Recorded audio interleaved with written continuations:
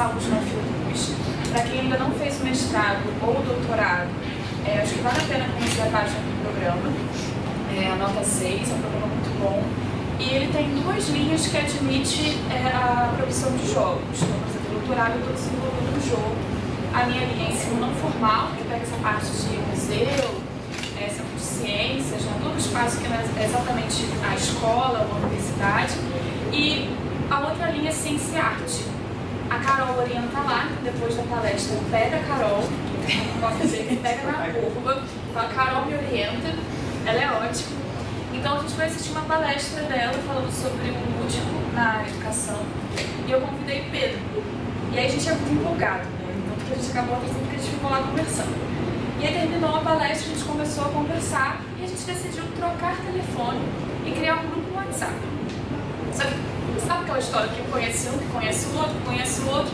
E isso virou o que é a Luz hoje. Então hoje nós somos um grupo de mais de 100 pessoas, temos educadores, designers, enfim, tem pessoas de todos os tipos, mas com uma paixão em comum, que é o uso de jogos no contexto educativo.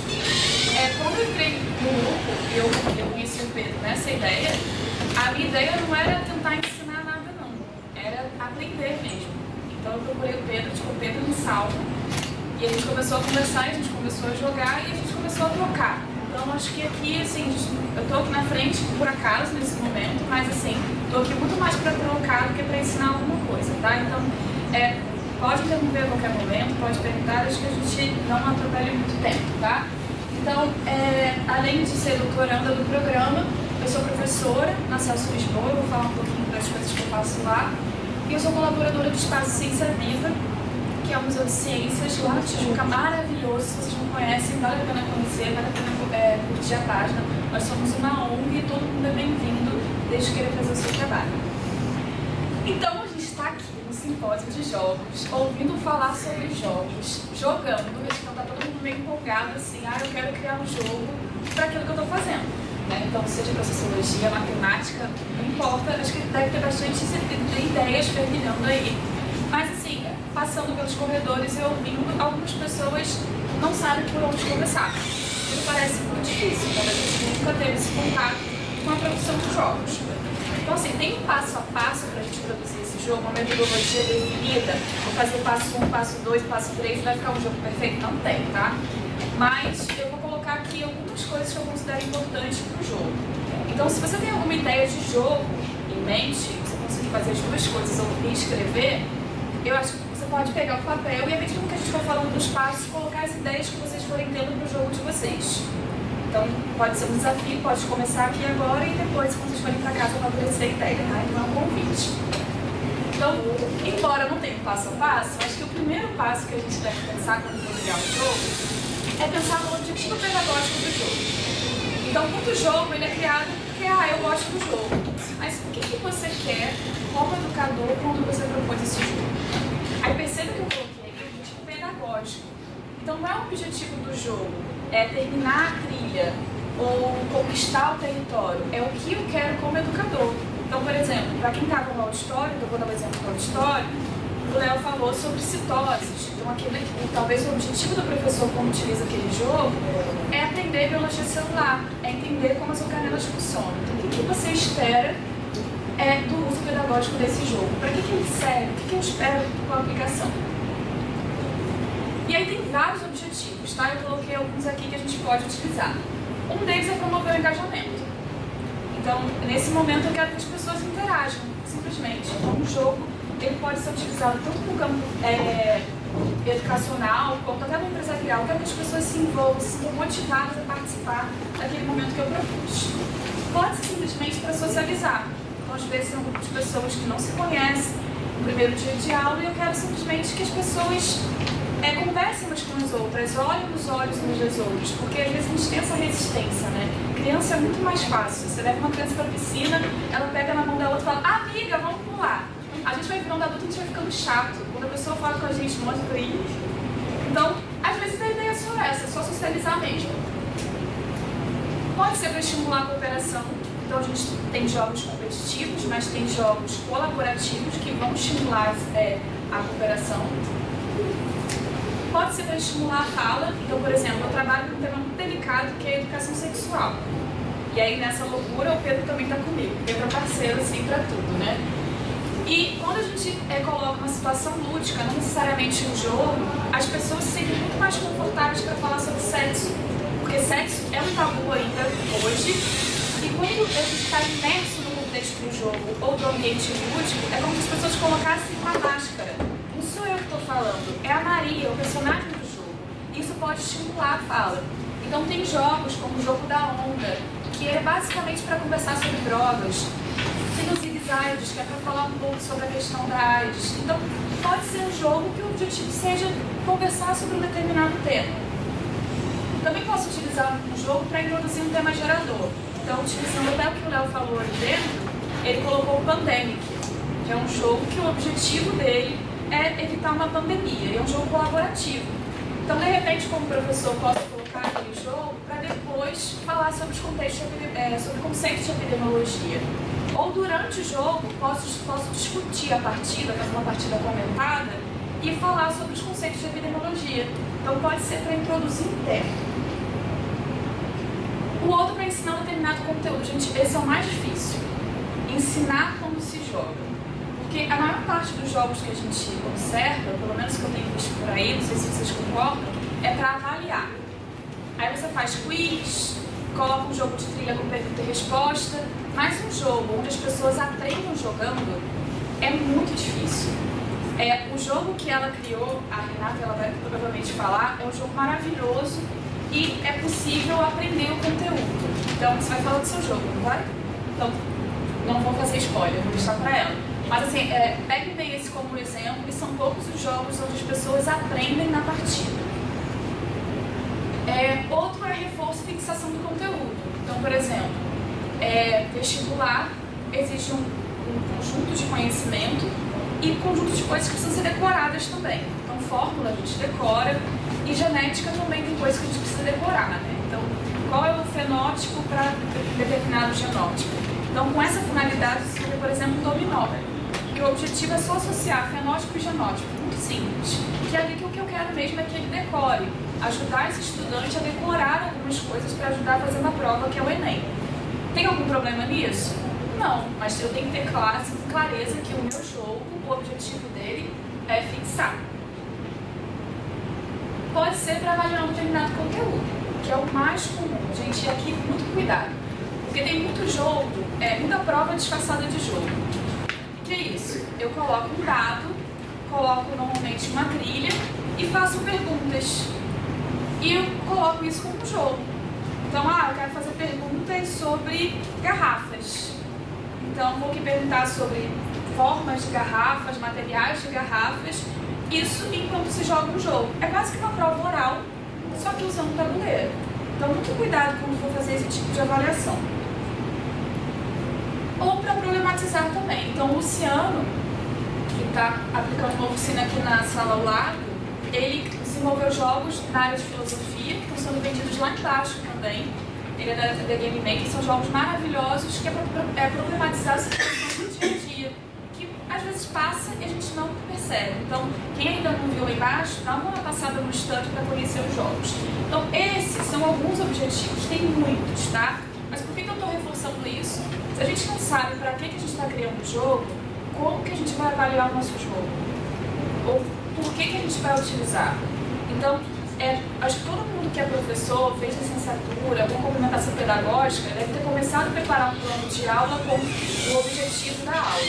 Aqui não é muito diferente. Então, se eu estou pensando numa situação de ensino, eu preciso ter muito claro qual é o meu objetivo com esse uso desse jogo.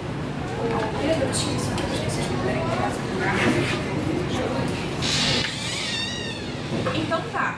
Então eu defini já qual é o meu objetivo.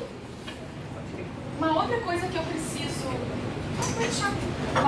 preciso pensar também é qual é o contexto. Eu quero que meu aluno aprenda. Ótimo. Mas qual é o meu contexto? Quanto tempo eu tenho disponível? Quem são esses meus alunos? Aí eu vou dar um exemplo. Esse aqui é o Pedro, sou fã, como vocês podem ver. No Espaço Ciência Viva, uma vez por mês, tem o Sábado da Ciência, que eu tenho tema específico e tem várias oficinas sendo trabalhadas. Nesse, o tema era evolução. E aí a gente fez a loucura de trabalhar a sexualidade no contexto da evolução. Então a gente deu como exemplo o caso da gonorreia, cuja bactéria ela se encontra com um alto nível de resistência ao longo do mundo.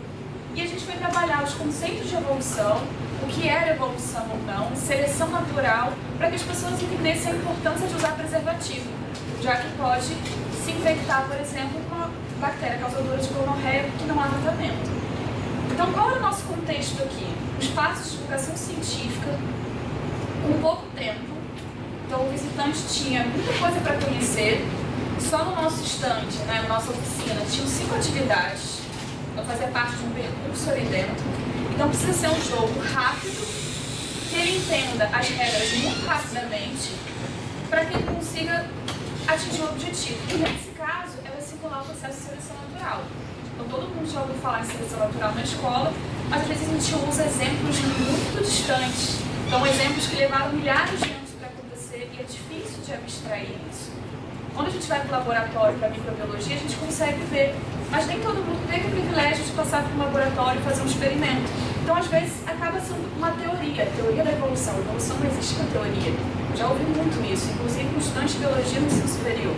Então, a gente queria simular o processo de seleção natural. Como era apenas um dia, não valia a pena a gente investir financeiramente em algo muito caro. Então, o que a gente usou?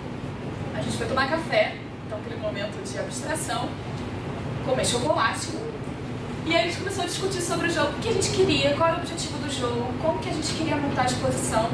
E a gente pegou o jogo americano da minha casa, as cartas do mundo, e a gente criou o jogo. Não tem nada a ver com a regra do mundo. Então depois a gente, no café, eu tinha vocês curiosos, a gente pode parar para poder falar sobre o jogo, porque a gente tem pouco tempo. Mas aqui a gente basicamente simulava. E o objetivo do jogo, os jogadores tinham que criar uma bactéria super resistente. Então, cada cor simbolizava um mecanismo de resistência. Basicamente isso, depois a gente conta mais sobre o jogo. Então, assim, saber o que eu quero com o jogo e qual o contexto, ele é muito importante na hora de planejar o jogo. Então, se eu já sei o que eu quero trabalhar, qual o objetivo pedagógico para a criação desse jogo, e eu já sei o contexto, isso vai envolver tanto público-alvo, quanto tempo eu tenho, quanto orçamento, fica mais fácil para planejar. E é o que eu preciso levar em consideração também. Qual o objetivo do jogo? Então, o objetivo pedagógico, naquele caso, era entender o processo de seleção natural. O objetivo do jogo era criar uma bactéria super resistente. Qual é a mecânica? E aí, em mecânica, a gente tem muita coisa. Quem é da educação, às vezes não se entende ou não entende a importância dos discursos de quem é gamer, de quem joga. É o primeiro trabalho oficial que eu fui fazer com jogos. Eu fui trabalhar na universidade e logo na entrevista, a pessoa que estava me entrevistando era da equipe de inovação e viu que eu criava jogos e fazia algumas coisas muito intuitivamente e me convidou para fazer parte de um projeto como consultor educacional criando jogos. E aí tinha uma pessoa da equipe que era responsável pela área de jogos e eu pela parte pedagógica. E era uma briga, porque ele não olhava para o aluno e eu não olhava para as características do jogo. Ele ficava, não, a gente tem que jogar. E ele levava um monte de jogo, eu ficava, gente, que besteira, a gente tem um prazo para entregar o projeto e a gente está aqui jogando. Aí, não, você tem que jogar, porque gente, esse outro não sabe o que está fazendo. E do outro lado, ele não olhava para o aluno. Então, assim, demorou um tempo para a gente conseguir se afinar. E o que eu digo hoje? Tem que jogar. Quanto mais você joga, mais mecânica de jogo você conhece. Você conhece exemplos de jogo. Não cai no risco de você só criar um jogo de trilha, que é o jogo das casinhas. Nenhum problema com o jogo de trilha, mas hoje a gente tem outras mecânicas que são muito mais divertidas. E para o estudante de hoje, pode ser muito mais engajador e motivador participar. Então, joguem. Então, nós da Ludus, a gente tenta fazer, nem sempre a gente consegue, mas uma vez por semana, algum encontro para jogar. E existe a Red, existe a da Uruguai. Existe a Bones and Burgers, que é o que a gente vai. Então, você tem espaços que tem jogos de tabuleiro que você não paga para jogar, só paga o que você for comer. Então, joguem, gente. Joguem para aprender mecânicas. E não dá tempo de falar das mecânicas, mas vale a pena jogar para poder aprender. E, por último, definir as regras. Essas regras elas vão ser modificadas a todo momento. Até o jogo ficar pronto mesmo, ela pode ser modificada. E aí, gente, liberdade poética. encontrar a frase do Vinícius de Moraes, que me perdoe os feios, mas beleza é fundamental. Então, assim, um jogo bonito, ele encanta. Então, para quem já foi em diversão offline, que tem aquela exibição de jogos, gente, eu olhei o jogo dos dinossauros, eu falei, gente, que coisa mais linda. Eu nem jogo muito jogado, mas já fiquei apaixonada só pela beleza do jogo. Então, invistam nisso também. Eu sou obrigada a saber design? Não, a gente pode ter amigos, né? Então, o designer entra com o que ele sabe fazer de melhor, o professor entra com a parte pedagógica e a gente faz uma parceria interessante. Então, vale a pena criar parceiros. Caso você não tenha tempo ou não queira investir, né, nessa parte de aperfeiçoar, de criar, né, outros designs nos jogos de vocês. Então, aqui é só um exemplo que vocês podem utilizar, que é a The Game Maker, que é essa empresa do Luciano, que eu até citei em jogos que ele criou. E a gente faz parcerias, por exemplo, desenvolvi um jogo agora com a minha turma do período passado e falei, Luciano, quanto que você cobra para fazer o design desse jogo? Tanto, ele vai fazer isso muito rapidamente, porque ele já sabe fazer. E o preço não foi um preço caro. Então, o tempo que eu levaria para poder trabalhar numa coisa que eu não sei, ele vai fazer para mim. E eu me preocupo com a parte pedagógica do jogo. Então, você pode criar parcerias, tanto na camaradagem, que você faz para mim, ou ajudas profissionais como o The Game Maker. Então, esses jogos aqui, por exemplo, foram criados pela empresa e são vendidos. São os que eu falei que estão lá embaixo, para vocês verem. A outra coisa é avaliar o jogo. Então, muita gente cria jogo e não avalia. E se você não avalia o jogo, como você sabe que o jogo atingiu o objetivo? O professor fica muito claro, tem que avaliar o aluno para saber se o aluno aprendeu. Mas você avalia o instrumento que você faz? Você sabe se o que você criou é realmente adequado? É o aluno que não aprendeu ou o recurso que você criou que não está bom? Então, assim, pensar um pouco sobre o que você está fazendo também. Então, uma coisa que a gente tem que avaliar é o conteúdo.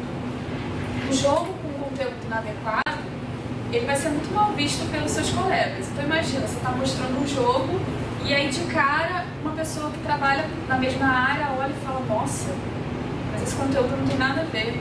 Então, já cai um pouco de desprestígio. É claro que a gente erra também, mas se der para fazer uma revisão, faça.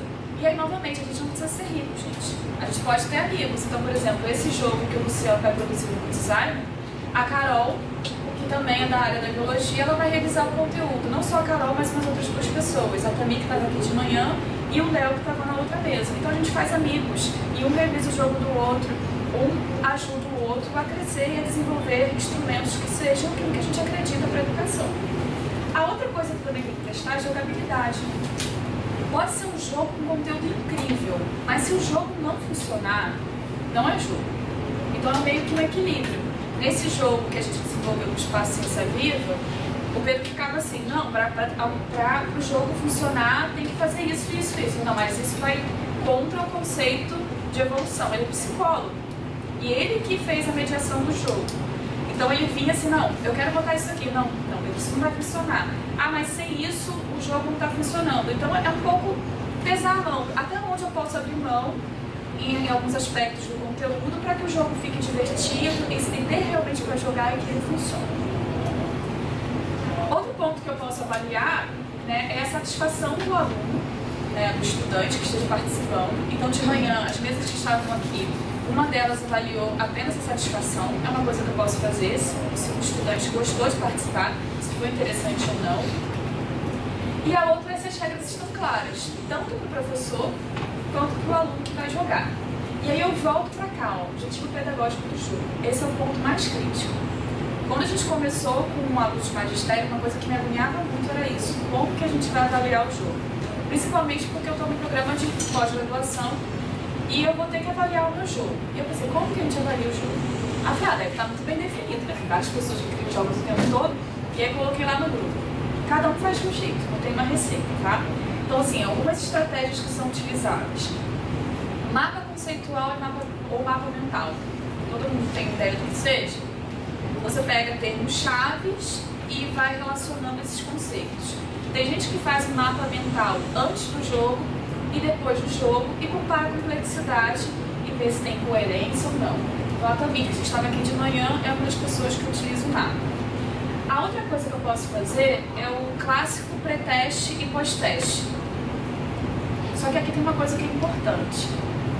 Se vocês são educadores e vão aplicar um jogo dentro da área de educação, normalmente pré-teste e pós-teste é usado para verificar a aprendizagem. Então tem que estar muito claro o que é o aprender para você. Isso está claro para você? Você sabe qual é a teoria que você usa para defender a aprendizagem? Então é algo que é tão intuitivo, mas que às vezes não para para pensar. Então, por exemplo, a teoria que eu adotei para a minha vida é a teoria da aprendizagem significativa, que ela atende vários aspectos assim que eu penso sobre o aprender.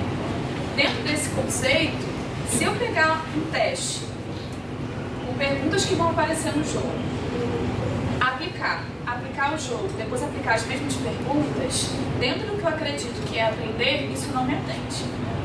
Então, segundo a teoria, o que me atenderia para dizer que o aluno aprendeu ou não? É eu pegar uma avaliação pós-teste com outras perguntas em outros contextos diferentes do que ele pensou no jogo. Não cite o que é perguntas óbvias, porque isso não quer dizer que ele realmente aprendeu determinado conceito. Aprender é uma coisa muito complexa, ela envolve toda a parte cognitiva, o que ele sabia antes, o que ele absorveu naquele momento, o que ele construiu naquele momento. Então, assim, tem que ter clareza do que é aprender para você, caso você queira criar um jogo com o objetivo de aprender, tá? Só para mostrar que é bastante complexo quando a gente fala em avaliação.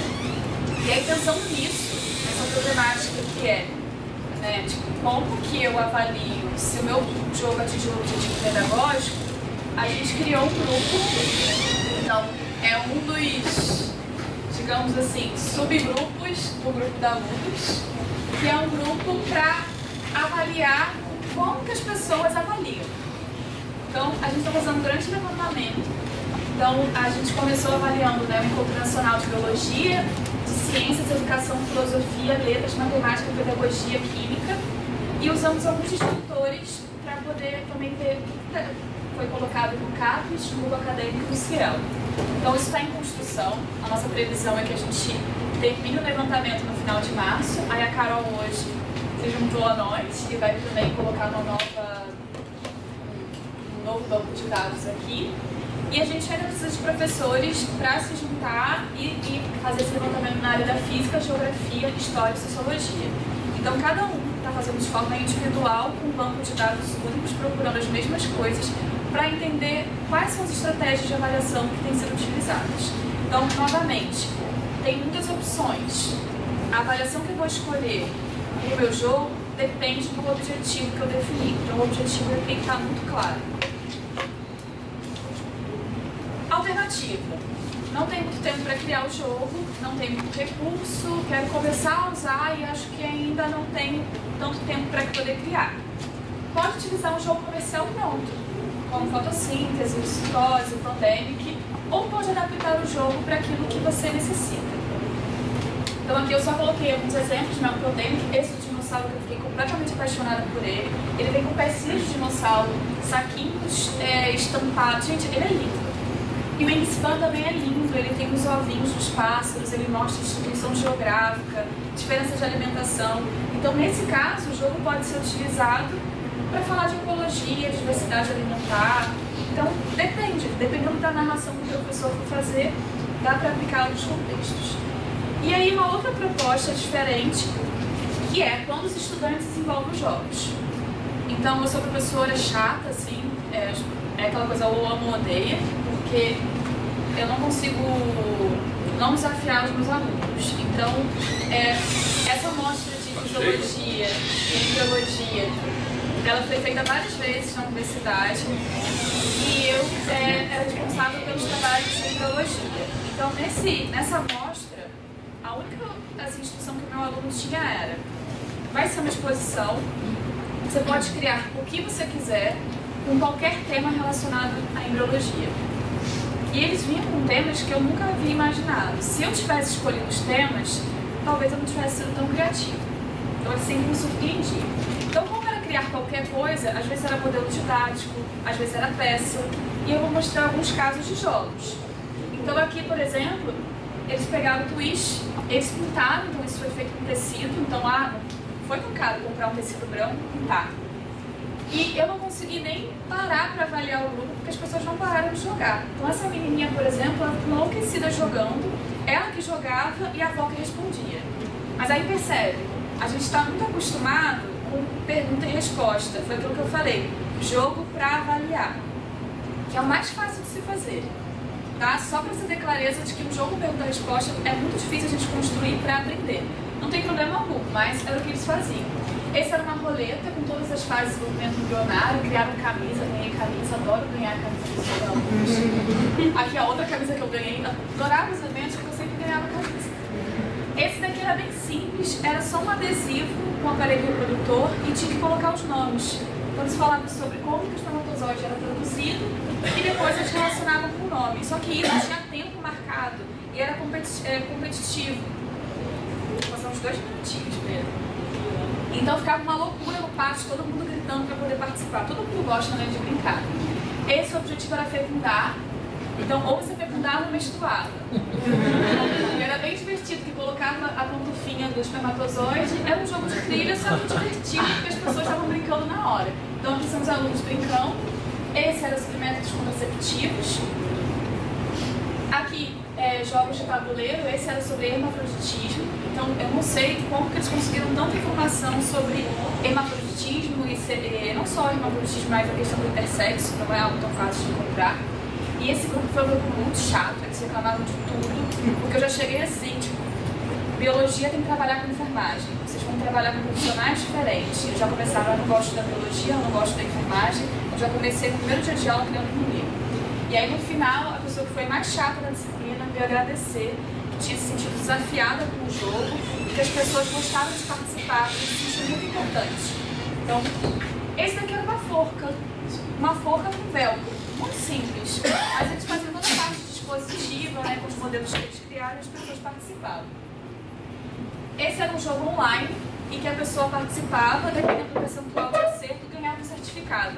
Estou apto para falar sobre clonagem reprodutiva. Os alunos criaram, eles mesmos fizeram o certificado e distribuíram. Então perceba, eu usei a criação do jogo para avaliar os meus alunos. E eles usavam o jogo para avaliar os participantes deles. Então era meio que uma dupla avaliação. Esse é um professor participando de um jogo sobre laqueadura, outro jogo sobre o aborto. E esses materiais eles eram usados nas aulas de revisão. Então são as monitoras, os alunos depois, né, escolhiam para virar monitora, e sempre nas monitorias eles utilizavam o material. Então ainda fica um material interessante para ser trabalhado. Vale a pena, gente? A gente cria alguns inimigos, tá? Mas vale a pena. Então aqui, ó, o certificado, que é o textinho, certifica que você está apto a informar a sociedade sobre clonagem terapêutica. Outro, foi um desafio tanto para nós, você estava ali para nos orientar, obrigada pela força, a ajuda que nos deu para realizarmos esse projeto, espero que tenha ficado do jeito que você queria, porque eu sou chata, como eu falei. Aqui o texto está enorme, ela fala que eu sou chata, logo de cara. Mas ela vem, ó, e não é que deu certo? Nossa feira foi um sucesso. Pra gente no segundo semestre, pelo menos pra mim, tudo é muito novo, trabalho em grupo assusta. E o que tem que apresentar então, mais difícil ainda. Porém, podemos contar com sua ajuda a qualquer hora. Aí eu tô aqui, obrigada pela confiança, por provar que somos capazes, mesmo quando a gente não acreditava. Então, vale a pena? Eu acho que vale. É assim, um processo que ele dá muito trabalho, os alunos ficam estressados, eles reclamam bastante, mas no final eles se sentem muito realizados. Eles se sentem capazes, se sentem orgulhosos do que foi produzido. E não fica só pra você, né? Porque o seminário fica só pra você e pra turma. Quando você leva o jogo e leva para outras pessoas também acabam aprendendo com aquela atividade. Aqui foi um pouco diferente, eu não fiz mais para uma exposição, eu fiz para a própria turma. E o objetivo era criar uma revisão diferente. Então os alunos criavam jogos para a aula de revisão. Então era imunologia, eles criaram jogos sobre transfusão, por exemplo. Esse era para colocar na testa a célula, eu tinha características para poder relacionar. Jogos tipo trilha, tanto vertical, né, como os próprios tabuleiros. Então eles criaram jogos diversos, essa é a mecânica do Uno, para falar de imunologia. Estou correndo um pouquinho por conta do tempo, que o texto não está melhorando feio. E aqui uma outra experiência que eu queria compartilhar com vocês, que é, quando a gente faz esse tipo de estratégia aqui, dá muito trabalho. O aluno vem toda semana falar com você, professor, tá bom, manda e-mail e você tem que estar disponível. Nesse caso, tirando a primeira turma, eu tinha 2 monitores para me ajudar. Os jogos de imunologia eu já não tive tão presente. E teve muita coisa ruim também. Então a gente fala que é bom, mas assim, também às vezes acaba produzindo coisas que não são tão boas. Uma forma de ter um trabalho um pouco mais controlado, isso limita a criatividade, é uma desvantagem, mas que você assim, pelo menos tem um controle maior de qualidade sobre o que está sendo produzido, é quando a turma inteira trabalha produzindo um único jogo. Então esse jogo, para quem não conhece, o Black Stories, tem uma pista que é lida para a pessoa, e a pessoa pode fazer qualquer pergunta, desde que o outro responda apenas com sim ou não. Se vocês já jogaram, é um jogo simples. O que a gente fez? A gente produziu um jogo nesse formato, que é o jogo que eu falei lá que o Léo vai fazer o design, o Carol vai realizar, estou contando com a Carol, sobre doenças infecciosas e parasitárias. Então, qual foi a tarefa? Primeiro eles tinham que procurar um artigo, primeiro tinham que estudar sobre a doença que eles receberam. Depois procurar um artigo científico com um caso clínico que representasse os principais sinais e sintomas da doença que eles receberam, que não é fácil. Artigo de caso clínico não são muitos. Depois preparar a frente da carta e depois preparar o verso. Então cada semana era uma coisa, a seleção do artigo, depois a frente, depois o verso. E cada aluno preparou mais ou menos 3 a 4 textos. Então, no começo, até a busca do artigo era muito difícil, eles vinham com um link no G1, do UOL. Aí a professora trouxe o caso. Aí era uma reportagem do jornal. Não, gente, é artigo científico. Mas tá na internet. Não, gente, não é assim. Aí foram procurar as bases, aprenderam a fazer as buscas. A escrita estava muito ruim no começo, então eles foram desenvolvendo a escrita, foram entendendo os sinais e sintomas e eles se ajudavam. Gente, mas será que está claro o que você colocou? Será que esse é o principal sinal e sintoma? Não está muito difícil? Lê para a turma. Aí a pessoa lia. Que doença que vocês acham que é? Né? Porque como era para poder testar, tal. Tá vendo? Não está muito claro, está meio ambíguo, esse sinal não está muito bom. E eles produziram todos juntos. Então, assim, foi uma experiência muito boa. Foi uma produção coletiva. Falta revisar, avaliar o jogo com quem estiver jogando. Mas como experiência de produção, o processo de produção foi muito bom, foi muito construtivo, assim, com a turma, com tudo que a gente fez. E aí eu volto e jogo a pergunta para vocês. Vale a pena utilizar jogos com percurso pedagógico? Vocês só vão saber se vocês experimentarem. Então, assim, no começo da apresentação eu falei, eu falei muito rápido, então não sei se vocês conseguiram fazer isso. Vai anotando as ideias que surgirem, de acordo com o tema que vocês pensam em criar um jogo. Então, se não deu tempo, posso até mandar para vocês, posso colocar lá o link na página da Lu, se vocês pegarem o drive, não tem problema. Depois vai fazendo meio que um passo a passo mesmo, tentando criar, e se desafia, cria um jogo, vê se vale a pena, vê se você gosta de fazer. Gente, nem tudo é para todo mundo, assim. Tem gente que vai gostar mais de trabalhar de uma maneira. Tem professor que achou bem, vai ser maravilhoso. Tem professor que vai jogar. Cada um tem uma prática, e o que importa é que seja feito com qualidade. Mas você só vai saber se vale a pena e se é legal se você experimentar. Então, desafio vocês a experimentarem. Então, assim, agradecimento à Fiocruz, à EBS, ao meu trabalho, que me dá liberdade para poder experimentar as diferentes estratégias, eu sou Lisboa, a Lourdes, essa tem a nossa cara, e ao Espaço Ciência Viva e a todos vocês que estão aqui.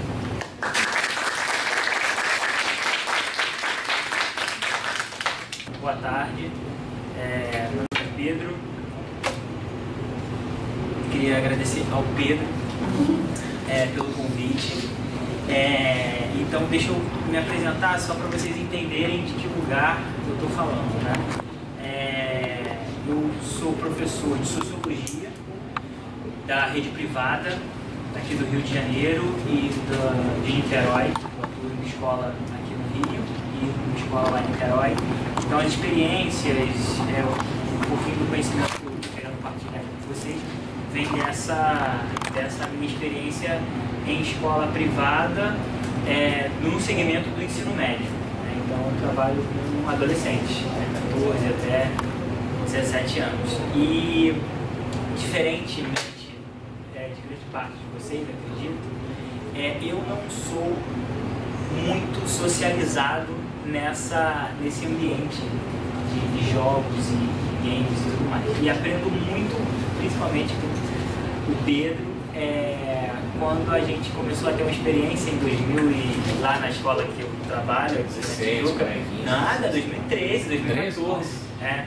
E aí, quando eu acompanhando o Pedro dava uma oficina lá de jogos, e aí eu fui começando a entender que isso também não fazia parte da minha história pregressa enquanto estudante, né? Que o jogo ele poderia estar no ambiente escolar, dentro do planejamento do professor. E é interessante porque a gente lendo a chamada, né, para a nossa mesa, tem algumas provocações muito interessantes. Então, por exemplo, como devemos produzir e avaliar o jogo enquanto elemento presente no cotidiano, como pensar as avaliações à luz desses jogos, né? Mas antes da gente se questionar como a gente deve avaliar e tudo mais, retomando até o fio da tua apresentação, por que colocar o jogo enquanto um recurso pedagógico, né? É muito interessante porque, assim, a gente, enquanto professor, a gente não questiona o livro didático, por exemplo, o livro didático enquanto um recurso pedagógico, né? Então, e o livro didático ele não pode aprisionar o professor, né? Ele tem que estar a serviço do nosso planejamento e não o contrário. Coisa semelhante acontece com o jogo. Então, o primeiro passo é justamente esse. A gente tem que ter clareza por que a gente está colocando, por que a gente está escolhendo trabalhar determinado jogo no nosso cotidiano. Porque senão isso pode ser um tiro no nosso pé. Isso é muito sério. Se a gente começa um processo, seja ele qual for, dentro da sala de aula, falando mais especificamente do jogo, uma coisa que a gente pensa para integrar, para promover um ambiente lúdico, isso pode se voltar contra a gente, né? Então, assim, quais as potencialidades, as possibilidades do jogo no cotidiano escolar e, falando mais especificamente, dentro de uma aula de sociologia, né? Através da experiência da gente jogando em sala de aula, eu percebo que é criado um momento de ludicidade muito importante dentro da escola e que vem se perdendo ao longo do tempo, né? Parece que a escola está cada vez mais interessada em se afinar, sei lá, com a lógica do mercado, uma lógica extremamente competitiva e tudo mais. E aí é isso que você falou, a gente vai perdendo a capacidade de imaginar, a gente vai perdendo a capacidade de brincar e tudo mais. Então, o jogo, bem pensado, dentro do nosso planejamento, pode assegurar isso. Também ele dá a possibilidade da gente tentar promover um momento onde a gente trabalha a aprendizagem junto com o desejo dos estudantes, né? Nessas últimas décadas, o campo da educação vem se apropriando muito de pesquisas, de neurociência e tudo mais. E todo mundo fala isso pra gente, né? Não tem a possibilidade de aprendizado acontecer fora do desejo. Então, a gente trabalhando o jogo, a gente pode estar investindo também nessa área do desejo dos nossos estudantes. E por fim, falando mais especificamente do meu campo, que é a sociologia, é muito interessante a gente colocar o jogo enquanto recurso pedagógico, porque a gente coloca esses estudantes numa realidade de promover mesmo valores democráticos, como por exemplo, a escuta do outro, entendeu? O entendimento das regras de um jogo, você ter que seguir as regras de um jogo, você respeitar a vez do outro. Então, assim, são coisas sutis, mas que dá para ser trabalhadas dentro do momento da brincadeira, dentro do momento do jogo, né? Então, e é claro, isso tudo tem que estar dentro do nosso planejamento com um objetivo em mente. E aí eu falei da questão do cotidiano escolar. Eu queria falar rapidamente sobre isso, porque assim, a gente que é educador, a gente tem que estar muito consciente de que a gente fala em cotidianos escolares. E uma das grandes, os grandes desafios que a escola brasileira tem vários, né? Mas um dos grandes desafios é assim, promover um ambiente escolar que chame a atenção do estudante, que capte a atenção do estudante. Se a gente conseguiu, nas últimas décadas, promover a entrada dos estudantes no ensino fundamental, né, a universalização, digamos assim, a evasão ainda é um problema muito grande, né? E os estudos do campo da sociologia da educação mostram que assim, a escola ela perdeu aquela visão super tradicional que existia há 40, 50 anos atrás como a grande instituição responsável pela socialização dos estudantes. Hoje, os nossos jovens, eles se socializam em diversos outros espaços, têm diversas outras referências. Então, tentar promover um ambiente escolar que chame a atenção deles, onde eles desenvolvam prazer, onde eles criem identidade, onde eles se sintam pertencentes àquele ambiente escolar, é uma tentativa da gente fazer uma escola melhor. Não sei se eu estou... essa é a mensagem que eu quero passar. É óbvio que cada escola é uma escola.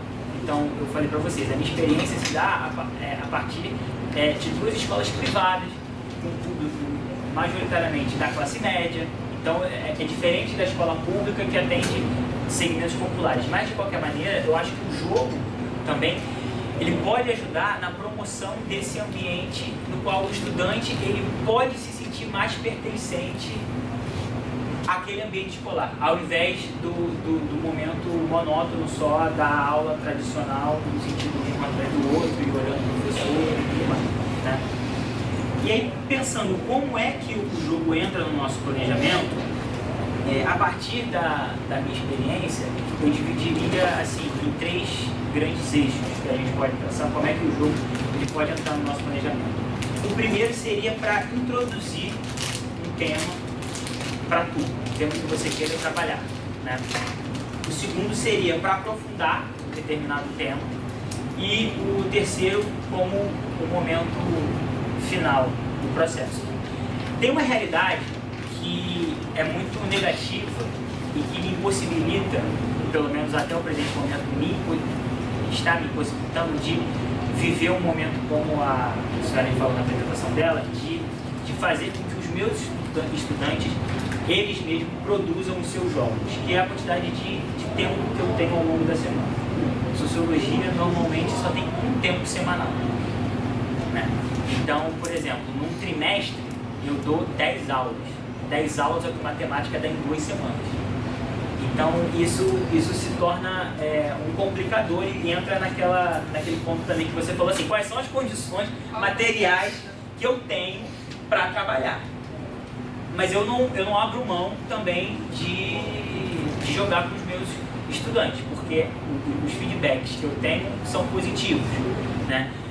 Mas eu aproveito, e assim, a gente tem que estar atento para o que eles jogam, né? Quais são as experiências de jogo que eles já têm e o que eles já trazem de casa. Não estou falando que a gente vai ter que aproveitar isso tudo, mas é entender também que estudante é esse, porque a gente pode pensar em momentos que não tem nada a ver com eles e que pode ser, como eu falei no início da apresentação, um tiro no pé. Mas assim, o ponto que eu tenho obtido mais sucesso e tenho um pouco mais de experiência é nessa questão de introduzir o tema para os estudantes, né? Porque assim, diferente se eu estivesse falando de um ambiente universitário, que de uma maneira ou de outra os estudantes fazem aquele curso porque tem alguma mínima identificação, eu trabalho com jovens que não necessariamente eles amam sociologia. Eles podem odiar sociologia.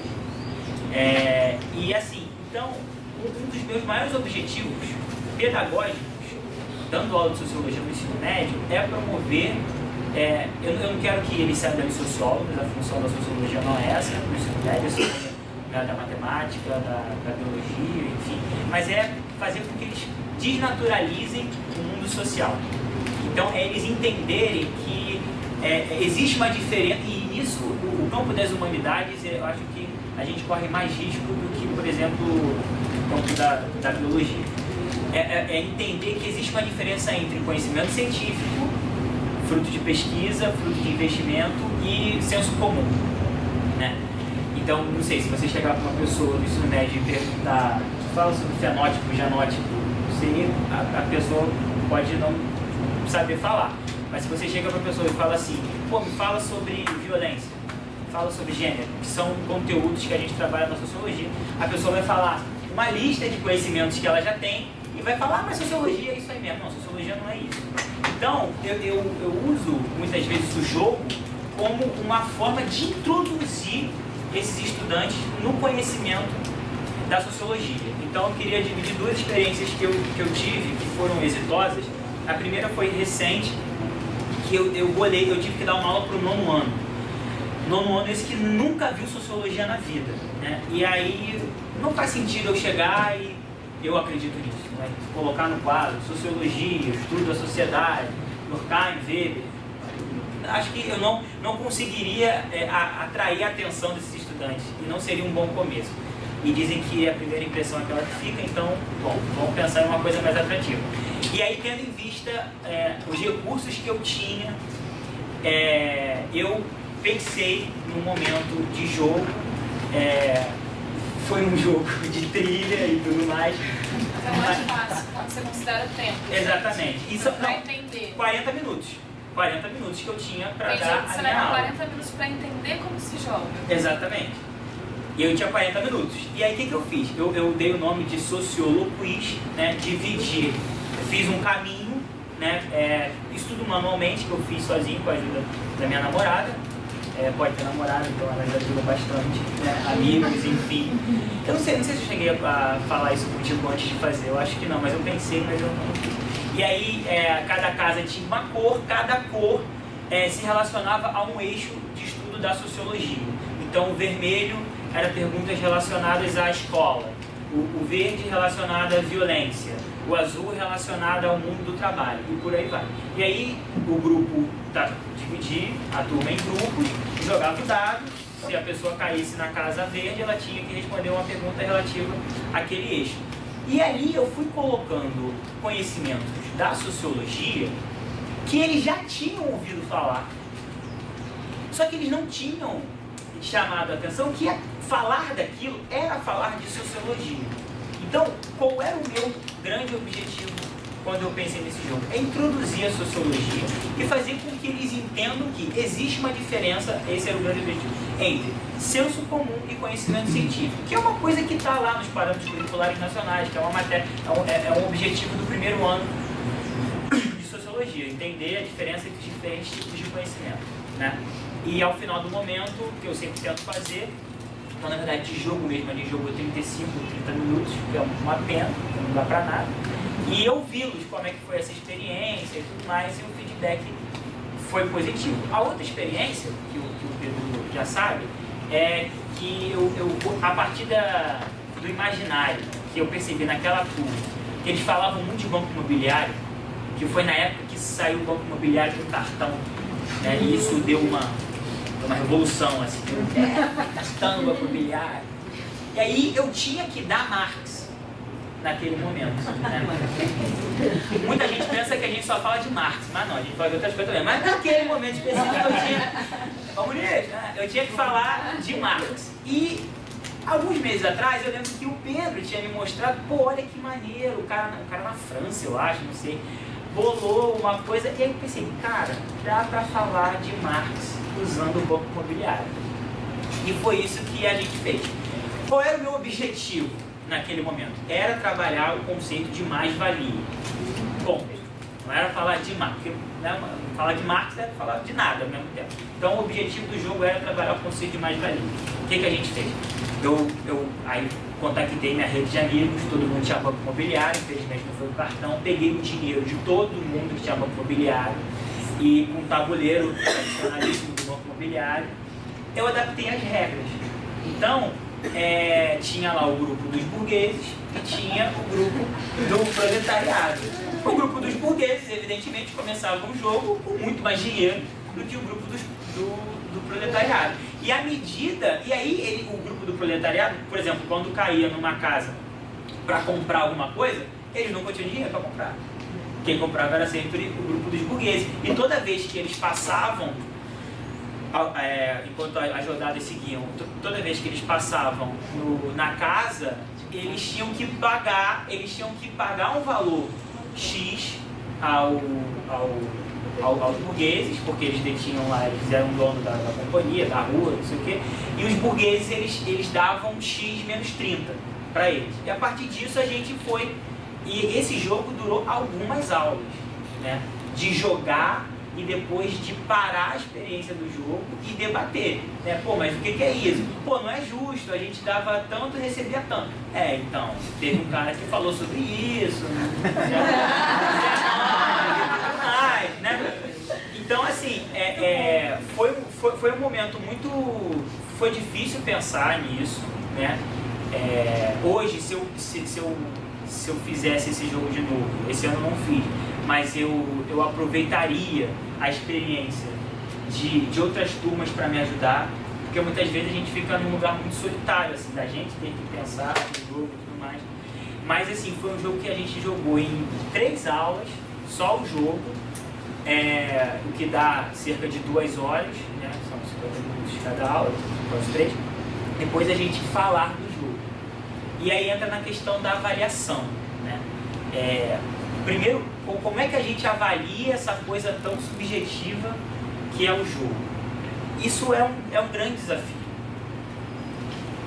Eu também depois eu quero conversar mais, porque é uma coisa... Eu já ouvi da sociologia pra também. Pois é, eu ouvi da sociologia, eu já olhei pro Pedro, eu super me interesso.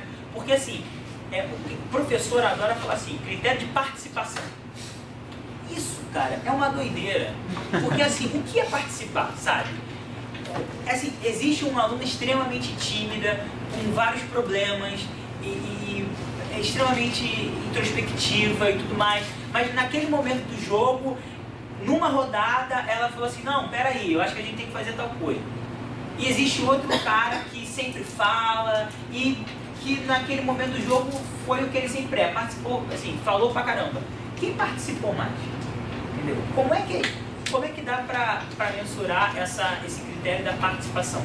Uma estratégia que eu uso para avaliar o instrumento que eu criei, para ver o que tem que melhorar, o que não tem, é devolver a palavra para eles, ouvi-los, né, para tudo, isso não só para o jogo, né, para uma prova formal, porque a gente só avalia na educação para ver se o estudante aprendeu ou não. Esse é o objetivo da avaliação. E infelizmente, a gente percebe que através de práticas históricas, a avaliação ela é colocada num lugar muito nocivo, assim, da punição, né, do castigo. Então, você não vai aprender, mas tu vai fazer uma prova, hein? Cuidado!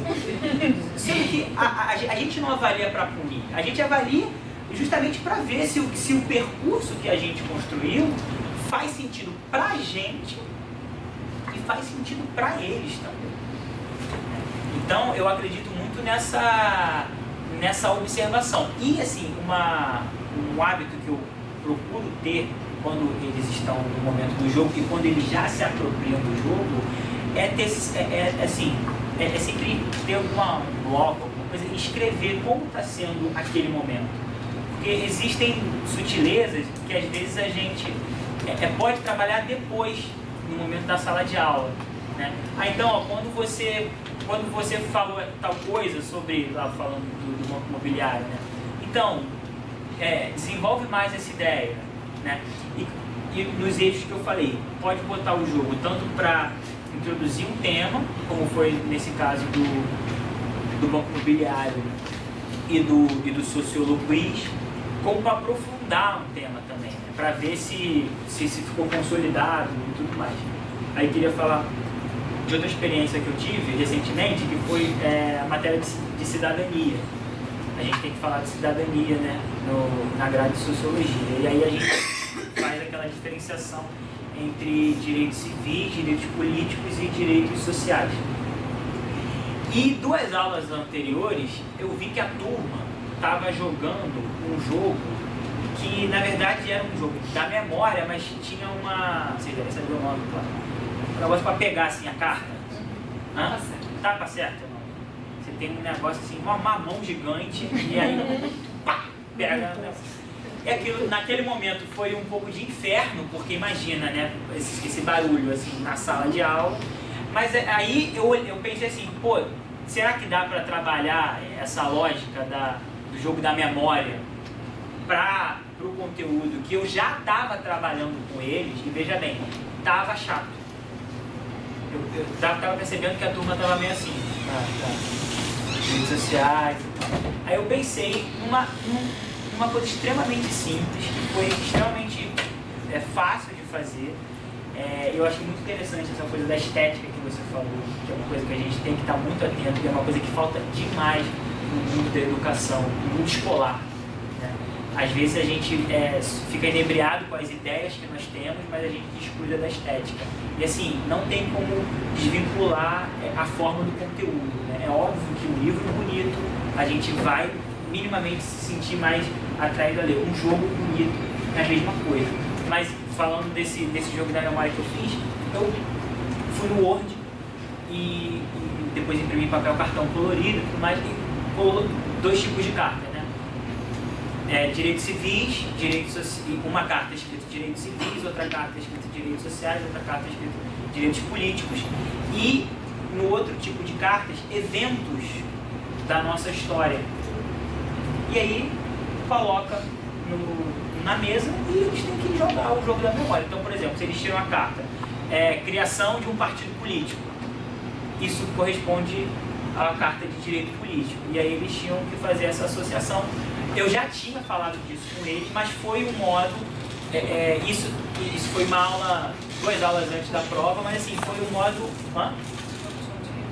Exatamente, acabou funcionando como um jogo de revisão, e mais do que um jogo de revisão, naquele momento o jogo serviu, eu acho, para chamar a atenção da turma para aquele conteúdo, porque, como eu estava falando para vocês, eles estavam um pouco para baixo, assim, estavam ficando meio de saco cheio desse conteúdo.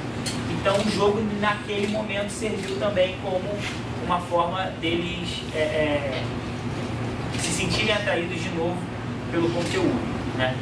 Eu trouxe essas 3 experiências do Banco Imobiliário, do jogo da memória e do Sociolo Quiz, mas também, para ratificar o que você falou na sua apresentação, existem jogos que a gente pensa e que às vezes a gente começa a jogar e assim, que não rola, né?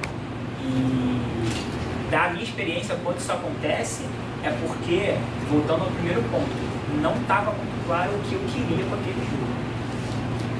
Então, o primeiro ponto é esse, né? O jogo, não só o jogo pelo jogo, mas assim, o que é o jogo enquanto um instrumento, né? O que eu quero fazer com aquele, por que ele está naquele ambiente de sala de aula, né?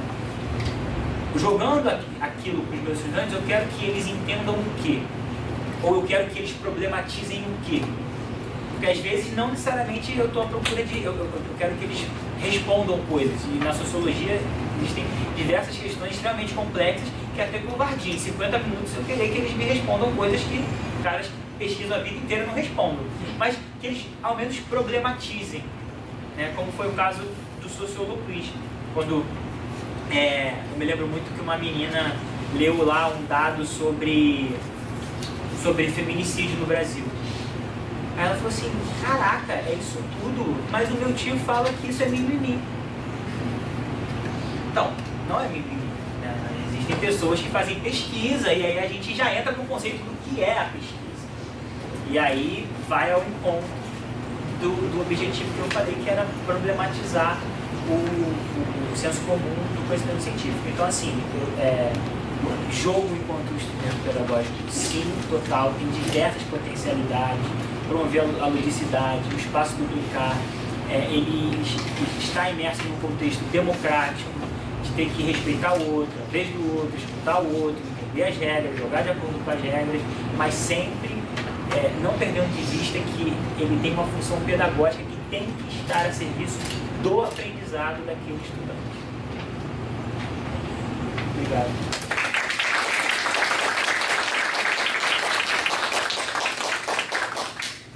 Gente, boa tarde. Primeiramente, desculpa a voz. Estou lutando uma semana contra a gripe para ficar boa para vocês, mas não deu. Faltou 2 dias para ficar melhor. Então, se de vez em quando a voz falhar, vocês, por favor, peçam para eu falar um pouquinho mais alto. É um desafio fechar esse simpósio do dia de hoje, depois da fala deles, até porque se misturam muito essas experiências, apesar das áreas serem diferentes. Mas eu vou trazer aqui um pouquinho da minha experiência dentro da produção de jogos e uso em sala de aula dentro de um nicho muito específico, que é a produção de cinema, que é a área que eu trabalho. Sou produtora de eventos, de filmes e tal, e dou aula numa escola de cinema, que é a Garcia Ribeiro, Mas antes disso eu trabalhava numa ONG, não sei se alguns talvez conheçam, chamada Cineduc, Cinema de Educação, que já está aí há mais de 40 anos. E a gente fez um projeto uma vez, que era o Festival de Cinema, com filmes de crianças, né, de estudantes. E nesse projeto me veio a ideia de criar uma ferramenta de um jogo que eu pudesse ensinar a produção para eles de uma forma mais lúdica, mais fácil. Essa ideia já tem alguns bons anos, ficou engavetada há muito tempo, e aí agora, mais recentemente, 2, 3 anos para trás, quando comecei a dar aula efetivamente, né, antes de só dar uma palestra, eu resolvi pegar, desengavetar aquele projeto e botar ele à prova dentro de sala de aula. Foi um grande teste e começou a funcionar. Então, quando a gente pensa como avaliar, eu vou trazer um pouco dessa experiência para falar como não só avaliar o jogo, que foi bem legal que a nossa trouxe, mas avaliar o aluno e não no sentido quantitativo, que é o que a gente geralmente pensa, né? Como que eu vou dar nota para o aluno.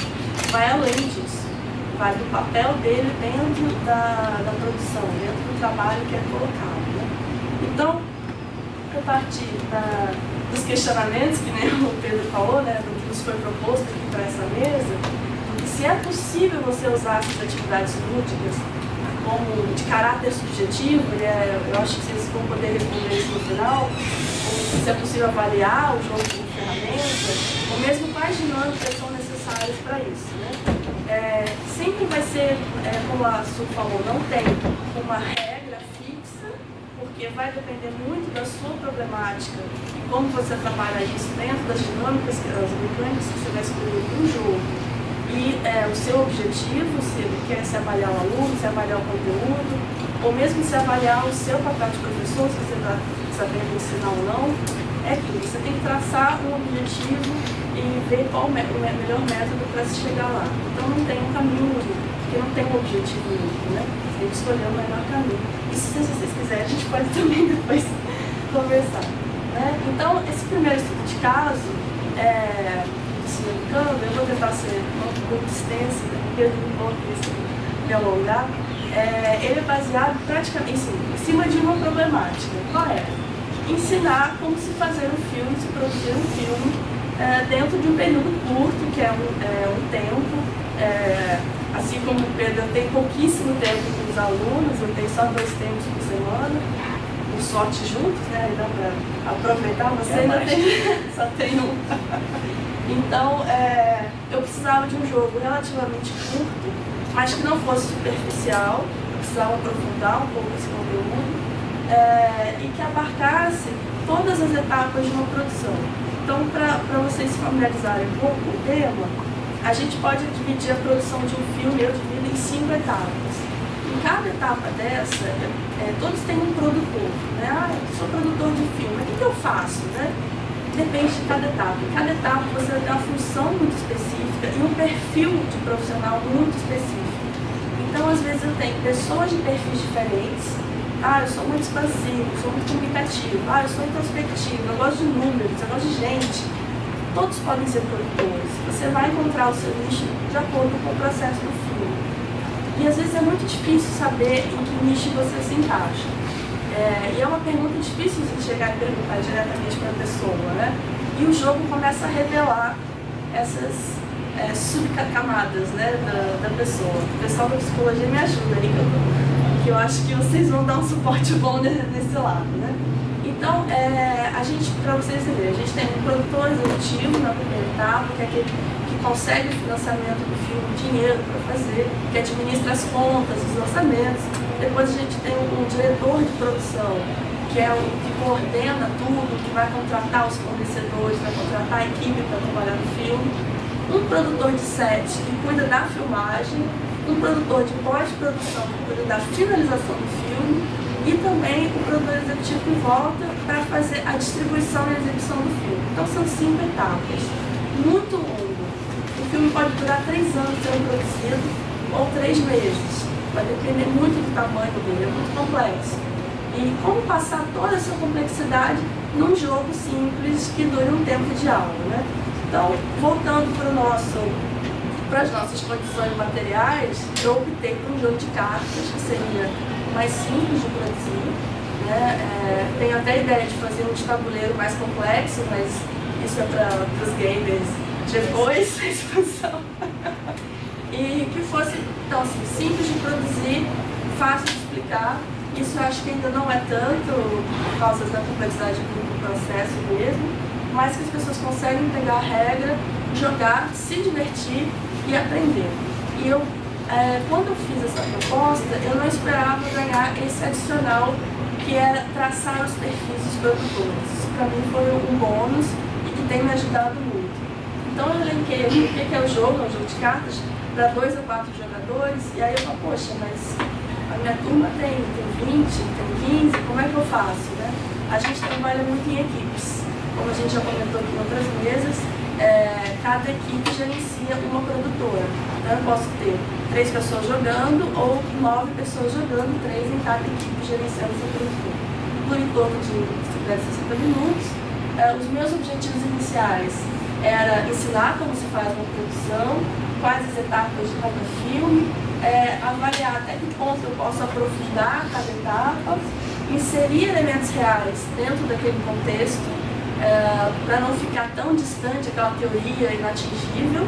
Enquanto a gente está jogando, eu começo a pegar exemplos, olha o filme tal que está passando no cinema, parece com esse que você está fazendo, e eles se conectam e começam a fazer suas próprias analogias, né? Eles sentirem a dificuldade de cada etapa, que não é tão simples, cada uma tem a sua sutileza, eles vão sentindo que é difícil. Ah, não pode ter uma cartinha aqui que facilita? Mas não, você, tipo, na vida real isso acontece? Não, não acontece. Ah, entendi, professor, então tá, então eu vou tentar com mais afinco. E, finalmente, as escolhas que vão refletir na sua produção final, né? Cada um fez. Acho que eu tenho foto. Essas aqui seriam os componentes do jogo, não é a arte final, é a arte que eu aproveitei do evento que a gente fez, por isso é tudo infantilzinho e tal, mas ele não é um jogo que funcione para criança, ele é um pouco mais complexo. Eu trabalho com turmas muito distintas que vão de 18 a 40 anos, então eu tenho que lidar assim, com uma gama bem variável. Não é um curso regular, né, não é fundamental nem nada, é quase como se fosse um curso técnico de extensão, então a gente não tem muito esse controle. Mas dá acima de 14 anos, dá super tranquilo para jogar, né? Então, aquilo que eu falei, cada jogador ou equipe assume o papel de uma produtora de cinema, que tem filmes específicos que ela pode produzir, que vai ser um bônus para ela, por exemplo, eu produzo filmes de comédia, isso vai me dar mais pontos do que se eu fizer um filme de romance, por exemplo. E aí eu vou tentar privilegiar esses filmes. Então, lembrando daquelas etapas que a gente falou, das 5 etapas, eu tenho as cartas de projeto que vão dizer meu orçamento, quanto custa esse filme para ser feito, que tipo de filme, que gênero é esse filme, que é representado pelas cores dos elefantinhos. Por que elefante, gente? Porque a ONG para a qual eu fiz o projeto, o símbolo é um elefante, que é, na verdade, um elefante laranja de Chaplin. Então, por isso que está ali inserido. E quais as pessoas, quais os equipamentos, quais os profissionais que eu preciso contratar para que esse filme seja feito. Isso seria a nossa famosa carta de objetivo, né, nos jogos. Eu preciso, então, passar para a fase de financiamento, que eu vou correr atrás de uma Petrobras, atrás de uma Oi, né, para conseguir o tutu para fazer o filme, ou mesmo se eu vou conseguir inscrever meu filme numa lei de incentivo municipal, federal, estadual. Então eles começam a se familiarizar com esses aspectos. Finalmente, eles vão para a filmagem, eles contratam a equipe, o elenco, vão para o set, filmam. Eles precisam passar pelo crivo de um crítico, que pode, por muitas vezes, avaliar negativo ou positivamente, vai depender. Eles precisam de uma distribuidora, que é uma empresa que coloca esse filme no maior número de salas possíveis de cinema, para que o maior número de pessoas possa assistir esse filme. E, finalmente, conseguir que o público vá ver o filme prestigiado. Né? Cada etapa dessa, cada elemento desse tem uma pontuação que vai gerar o valor final daquele projeto que ele realizou. Quem conseguir mais as estrelinhas, né, mais pontos, vai ganhar o grande prêmio de produtor. Mas durante o processo, assim, as cartas vão ficando assim na mesa. Durante o processo, isso acaba sendo o que menos importa. Se a gente estivesse, claro, fazendo uma partida normal, fora de sala de aula, o objetivo seria esse, conseguir o maior número de estrelas. Mas dentro da sala de aula, isso passa a ser secundário. Porque as trocas que a gente tem durante a produção dos filmes do jogo é tão maior, assim, é tão mais rica, que isso fica irrelevante. A gente consegue tirar um valor muito maior do que os simples cartas, os pontos objetivos, né? Só os detalhes das cartas e o manejo de mão, que é uma das regras, né? Então, o que a gente colhe disso? No princípio, eu tinha o simples objetivo, que era como ensinar uma produção. E aí, eu tenho em torno de 13 a 14 aulas, eu dava as minhas aulas teóricas durante o semestre inteiro e deixava o jogo para ser a última aula, para avaliar como que tinha sido todo aquele contexto do período. Então, eles fizeram teoria, fizeram os exercícios. A maioria ainda não teve a oportunidade de ir para um set de filmagem, realmente filmar, eles só vão fazer isso no período seguinte. E ainda não tem essa coisa de, como é que eu vou me comportar no set? Será que eu vou ser melhor no produtor executivo? Mas eu odeio planilha, tenho pavor de Excel. Eu adoro falar com gente. Eu sou aquele que fica ali na edição, fazendo os vídeos e tal, controlando tudo. Então você começa ali a delinear os perfis. E quando eles jogam, eles não percebem que isso tudo vem à tona.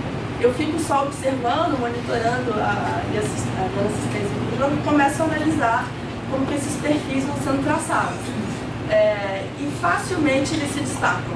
Eu vejo a pessoa que começa a planejar a curto e longo prazo, não, eu vou fazer esse filme aqui, mas esse projeto aqui eu vou deixar para depois porque eu vou conseguir dinheiro na distribuição desse primeiro para poder financiar a produção do segundo. Tem os megalomaníacos que querem fazer 4 filmes blockbuster e não conseguem terminar nenhum. Tem aqueles que são super enxutos, assim, eu vou fazer 2 filmes curtinhos, super simples, ali de nicho, né, vou exibir ali no circuito universitário, que é só para garantir meus pontinhos, minhas estrelinhas no final. E aí você começa a ver como cada um se comporta. Aí alguns falam, não, eu vou ali ligar para os meus amigos, eu vou contratar uma equipe e tal. Eles mesmos começam a inserir elementos do seu cotidiano no jogo. E isso vai ficando mais natural. Deixa de ser, para eles não parece que é uma revisão de conteúdo. Eu consigo traçar esses perfis de equipe, eles se divertem, né? Então, eu acho que acaba que todo mundo ganha. Os dois lados acabam ganhando com tudo isso. E aí depois eu vou comparar mais. Uma segunda experiência, aí não é um jogo, tá? Eu chamo de simulador, porque na verdade é mais uma dinâmica. Mas é uma dinâmica que avalia um outro momento da aula. Eu dou dois semestres seguidos, né? São 2 cursos seguidos que se complementam. Então esse primeiro é muito base, assim, é muito beabá para quem está chegando. Vai ter esse primeiro contato, vai aprender a fazer o filme, vai fazer todos os exercícios, todas as etapas, mas ainda nunca filmou. Ainda está muito cru. No segundo período, eu tenho que preparar essa pessoa para estar dentro de um set de filmagem totalmente independente, a preparar esse filme para ser filmado, finalizar e exibir na mostra que a escola prepara. E, assim, às vezes não basta você ter a teoria. Nem sempre você vai saber como aplicar. É como ele estava falando, às vezes a pessoa sabe o conceito, mas não sabe do que se trata. Então, entra uma outra situação, em que eu preciso testá-los e simular se eles realmente vão se comportar como a gente espera. Se eles realmente vão pegar aquele conteúdo aprendido e vão conseguir aplicar. E aí vai, não só do conteúdo, mas, de novo, a questão da personalidade, do perfil da pessoa. E nesse simulador eu acabo me surpreendendo ainda mais do que no primeiro. Porque eles começam como se fosse um exercício extremamente corriqueiro. Eu pego um roteiro de um filme que ele já foi assistido, todo mundo já conhece, para familiarizar mais, para não ser um impedimento, para ser uma coisa que todo mundo vai ter a mesma imagem na cabeça. A gente escolhe algumas cenas e faz alguns exercícios básicos de preparo de filmagem. Eles começam a fazer aquilo, eles acham que é simplesmente mais uma atividade, e eu começo a inserir alguns elementos que eles não esperam. E eles vão começando a reagir a esses elementos. Não sei se vocês conhecem um jogo de cinema chamado Blockbuster, o Fabric.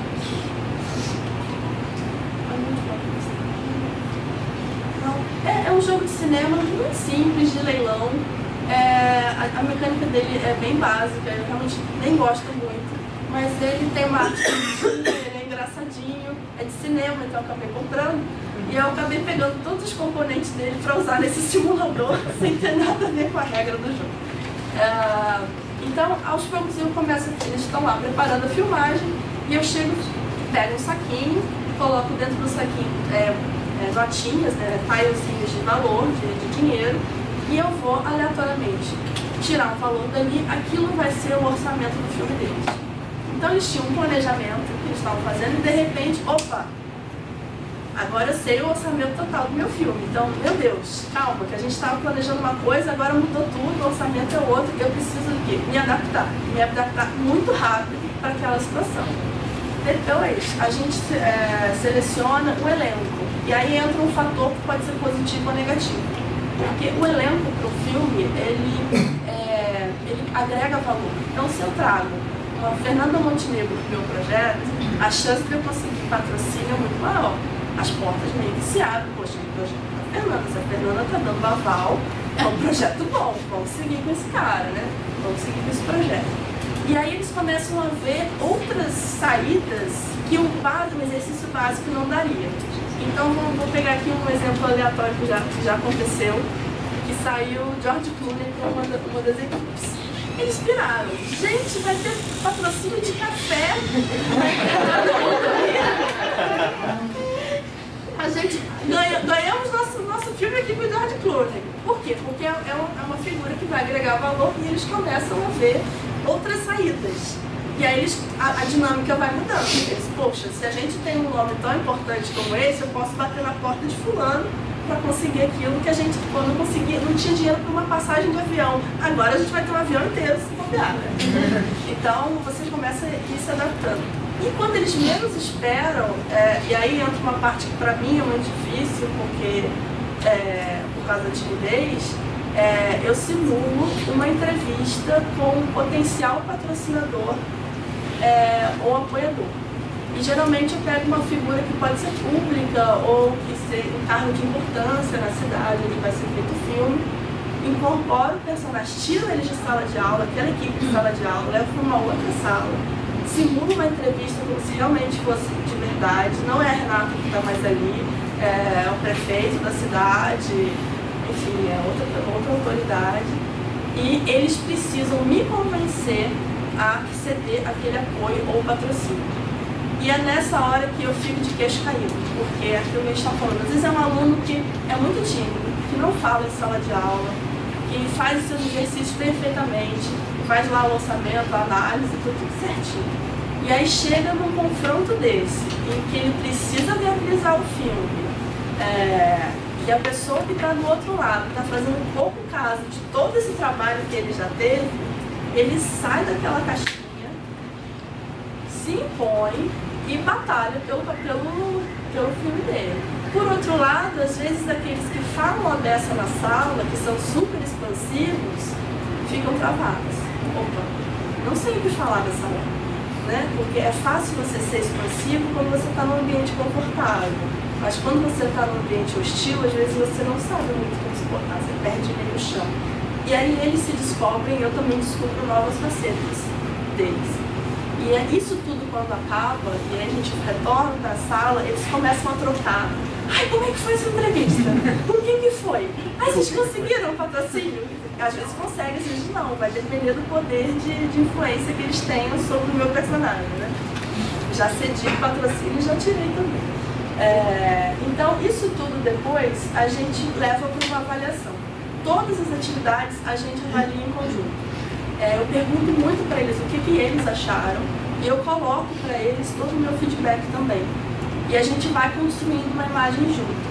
Então, assim, nesse comparativo, para os alunos, né, o que é aquele jogo lá do Cine Educando? Eles estão com atividade fechada, eles conhecem as regras, são definidas, estão num ambiente controlado, né?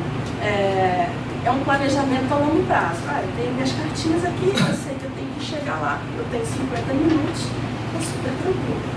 E ele vivencia aquela teoria que a gente estudou durante 6 meses. No simulador, ele está numa dinâmica totalmente aberta, ele não tem controle nenhum, ele não faz ideia do que vai acontecer, os elementos vão entrando, é um ambiente absolutamente imprevisível, ele precisa tomar decisões rápidas, e aí ele já não vivencia mais a teoria, ele está vivenciando a prática. Foi o jeito que eu consegui de simular aquilo que ele vai encontrar na rua daqui a um mês, quando ele precisar filmar. Né? Aí, para mim, como professora, eu sei que esse traçar perfil pode parecer um pouco pesado, mas é que vocês precisam entender que na hora que a gente vai montar uma equipe, como a gente tem perfis diferentes de produtor, eu tenho praticamente 5 produtores para entrar numa equipe durante o filme, eu não posso colocar, por exemplo, 2 pessoas que são boas produtoras de set, que vão cuidar da filmagem, mas que nenhuma que não tem habilidade de controle, de organização, de orçamento. Porque senão isso vai ser uma bagunça. Esse filme vai sair aos trancos e barrancos se sair. Eu preciso ter um equilíbrio nessa composição da equipe. Saber escolher uma equipe é um papel muito importante para o produtor. Então, quando a gente termina o jogo do Cine Educando, eu já sei, ela é ótima para ser produtora executiva. Sabe fazer muito bem o orçamento e controlar.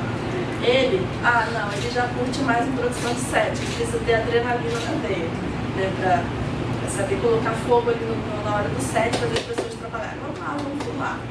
Né? Então eu pensei, vou pegar esses 2 e vou pôr numa equipe. Ela também já é uma boa produtora executiva, então não. 2 produtoras executivas não preciso, ela vai para outra equipe. Então, dali, a gente já traz esses perfis e quando eles forem compor as equipes dos projetos, porque geralmente eles têm que fazer em torno de 4 a 5 filmes no período seguinte, eles já sabem mais ou menos como que ele vai ser essa troca, né? E vai fazendo esse perfil. Então, seria esse traçar perfil que eu falo. Avaliar a compreensão do conteúdo, porque ali eu vejo que etapa da produção eles aprenderam melhor, qual que eles estão com mais dificuldade e o que eu vou precisar reforçar. A gente faz uma analogia com os resultados de produções reais, como eu tinha comentado, e que fica muito mais fácil para eles. Então, por exemplo, lá no jogo que tem as estrelinhas, né? Teve um mais recente, a menina conseguiu, assim, acho que ela bateu o recorde de todas as estrelinhas possíveis que se podia conseguir, inclusive com um público astronômico no final, que é bem difícil. Elas conseguiram todas as cartas de público positivas.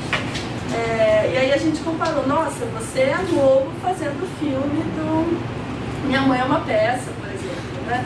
Estava ali estourando no público, ela, nossa, tem tudo a ver, um filme de comédia, eu consegui barato, eu consegui um super público, ou seja, tive uma super rentabilidade e tal. O outro não, o outro ele já fez ali um filme só com os amigos, ele era o rapaz dos contatinhos, ele mesmo se intitulou o produtor dos contatinhos. E aí ele só fazia um projeto barato com os amigos, de fácil produção, assim, projetos curtos e pequenos. Eu falo, tem vantagens e desvantagens, tem que saber equilibrar para conseguir seu objetivo. Né? E o debate pós-jogo, que para mim é o mais rico de todos. Esse debate a gente faz imediatamente quando acaba, mas ele ainda rende por umas 3, 4 aulas, porque eles mesmos vão retomando, puxa, aquilo que aconteceu no jogo, é isso que a gente viu no conteúdo, e aí vai ficando mais rico. No caso do simulador, eu aperfeiçoo aqueles perfis que eu tracei, porque as pessoas vão ficando mais complexas nas suas escolhas e nos seus comportamentos. Então eu já vejo, olha, essa pessoa é tímida, mas ela sabe como se portar numa situação que exija um pulso mais firme, ou não. Essa pessoa é uma ótima comunicadora para fazer um primeiro contato, mas não teria pulso para segurar uma equipe no set. A gente começa a aperfeiçoar isso. Então estabelecendo novos perfis. E novamente a gente faz esse debate pós-simulador, que também rende a peça, gerando conteúdo para novas aulas. Como está o tempo? Você com o relógio do meu celular acaba a bateria. São 6 horas. Tá, então falta mais. Está acabando. É meia-noite. Então, assim, só queria reforçar duas coisas que eu aprendo com essas práticas, né? E toda a atividade que gera um debate, que vai reverter numa aula de análise coletiva e o aprofundamento desse conteúdo, com participação coletiva. Eles avaliam seus próprios papéis dentro dessas atividades, eles se colocam dentro da atividade, são parte integrante e mais espectadores de conteúdo. Isso é aquilo que a gente fala, não usar o jogo como ferramenta, mas não uma coisa distante. Eu fui lá, sentei, joguei, me diverti, entreti, acabou. Não, eles têm que fazer parte daquilo. E aí quando a gente faz as analogias para a vida real, com os próprios benefícios que eles se veem ali como, puxa, são produtores, nossa, são produtores efetivos daquilo. Eles se apropriam daquilo e passa a ter uma outra postura diante do conteúdo. Então, voltando àquelas 3 perguntinhas que o pessoal colocou pra gente na hora de compor a mesa, eu acho que estão todas ticadas, se alguém discordar, fala aí, mas eu acho que dá para usar o jogo como uma avaliação subjetiva e dinâmicas diversas, né? Aí, assim, as vantagens que a gente geralmente vê quando a gente fala, eu vou usar o jogo em sala de aula para quebrar a rotina, vai dar um novo ponto de vista do conteúdo, o aluno vai aprender brincando. Isso é a primeira coisa que a gente pensa. Eu só queria acrescentar mais uma coisa, que é o professor aprende a avaliar melhor o conteúdo que está sendo dado, o aluno e o seu próprio papel dentro da sala de aula. E é isso.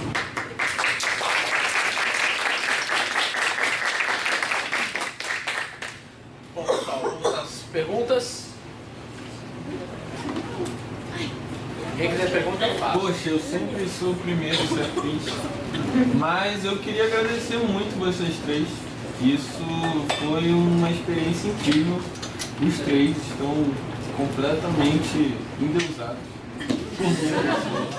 Parabéns. Mas é porque cada um deu uma contribuição muito boa, pelo menos pra mim, assim. A Sueli distinguir, por exemplo, a utilização do jogo para aprendizado e para avaliação foi uma coisa que me deu um estalo na minha mente muito grande. E eu me solidarizei muito com o Pedro, porque quando você falou da utilização do jogo enquanto uma sensibilização, então um complemento, né, vamos dizer assim, da matéria, eu também faço isso, eu sou de filosofia, então estou ali próximo de você. Você sabe que tem um tempo só, né? Isso, é claro. Só que eu faço isso com filmes, eu achei curioso, porque o jogo você tem essa particularidade de você estar lá, participando. O filme você só assiste. Mesmo assim, dá para utilizar da mesma forma, né? E minha querida Renata, olha, você fez um estrago bem grande na minha cabeça, parabéns por isso. Foi maravilhoso, não, foi maravilhoso. Primeiramente, muito parabéns por conseguir fazer essa atividade fechada em 50 minutos. Eu achei isso muito absurdo, porque deve ter dado um trabalho muito grande. Porque eu, por exemplo, fiquei tentando pegar essa sua atividade tanto do simulado quanto do jogo para passar para digamos assim, um planejamento de aula. Eu só consegui literalmente encaixar como sendo, no nosso caso, pelo menos de um tempo de aula, exatamente, como sendo esse coisa aberto que você jogou, esse simulado assim gigantesco. Mas uma coisa que eu achei curiosa é que na escola de cinema as pessoas têm uma disposição para comprar ideia, né? No nosso caso, por exemplo, de tentar utilizar isso dentro da sala de aula, a gente teria que convencer a turma a utilizar. Na verdade, ali a gente tem um pouquinho mais de liberdade, porque a gente não segue o planejamento oficial, né? Cada professor é bem livre para fazer seu conteúdo. Eu nunca pedi autorização para a escola para usar o jogo. Assim, já faz parte, você quer a Renata do atual, tem que ter jogo com ela, não tem como não ter. E assim, acho que eles já estão tão massacrados, não importa se é um curso muito técnico, né, de especialização, mas estão tão massacrados com teoria, prática, exercício. Quando eu chego a falar, eu tenho um jogo que eu quero fazer com vocês, não sei, eu sempre falo, não sei se vai dar tempo. Eles ficam enlouquecidos. Pelo amor de Deus, vamos jogar. A ponto de eu ter que marcar uma aula extra no sábado, porque o tempo não deu durante o período normal, ficou faltando a aula do jogo e eles quase me mataram. E eu falei, não, tá bom, a gente vem no sábado e aí vocês jogam. Foi ótimo, porque aí só foi o que realmente queria, né? E eles aproveitaram bastante. Fica aquela coisa, acaba de jogar e de novo. Gente, só dá pra fazer um. A gente não falou, teve uma mesa de manhã só para isso, que é a questão da gamificação. É você utilizar elementos do jogo no processo educativo, né? A questão da simulação, por exemplo. A minha irmã, enquanto aluna, ela relata uma experiência assim, que ela teve na aula de história. Era como se fosse uma Olimpíada dentro de sala, tinha tarefas, tinha coisa de rolar no chão, enfim, era quiz, torta na cara, eram uns negócios assim, bem loucos, assim, mas que para ela funcionou super bem. E assim, eram algumas aulas com esses processos, então, de repente você não tem tanto tempo, mas dentro daquele tempo da aula você faz uma determinada dinâmica. Tem professor que gamifica o curso inteiro. Então, lá na Celso Lisboa tem um professor, eu não lembro a área dele, mas a parte mais administrativa, que ele encontrou uma forma de gamificar, e aí ao invés de dar ponto, ele dá moedas, só que aí teve corrupção, né, que eles começaram a vender as moedas. O ser humano é corrupto. Então, assim, tem jeito de você gamificar, de trazer um elemento do jogo, sair um pouco da rotina, sem que isso precise ser o tempo inteiro da aula. Dá pra fazer. Pegando o que vocês falaram, uma coisa que eu falei na fala, mas é porque assim, até o caráter dele é até revolucionário de você colocar um jogo dentro de sala de aula, de um ensino fundamental, de um ensino médio. Porque assim, cara, a escola que a gente tem hoje, ela mudou muito pouco da época da Revolução Francesa, por exemplo, quando ela foi concebida.